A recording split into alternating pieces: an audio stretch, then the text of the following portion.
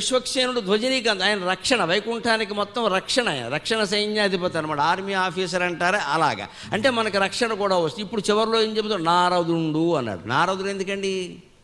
నారదుడు వైకుంఠానికి వెళ్ళాడు, విష్ణుమూర్తి ఏడని అడిగాడు, గజేంద్రుడు ఉన్న చోటుకి వెళ్ళాడు. ఆయన లేని చోట వైకుంఠం అయితే నాకే, విజయవాడ బస్ స్టాండ్ అయితే నాకే, నాకు ఇక్కడ ఉండాల్సిన పని లేదు, ఆయన ఎక్కడ ఉంటే అక్కడికే వెళ్ళిపోతా అని వచ్చాడు ఆయన.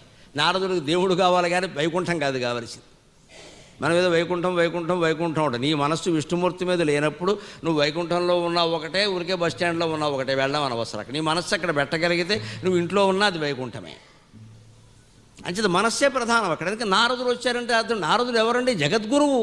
జగద్గురువు శంకరాచార్యకి వ్యాసుడు గురువు అయితే వ్యాసుడు లాంటి వాడికి నారదుడు గురువు. నిజానికి ఇది ఎంత చర్చలు జరిగాయి వాళ్ళకి. నారదుడు ఎటువంటి వాడు? భక్తులలో, గురువులలో, జ్ఞానులలో మొదటివాడు ఆయన. దేవర్షి అంటారు ఆయన, మామూలు రాజర్షి బ్రహ్మర్షి అన్నారు, దేవర్షి ఆయన.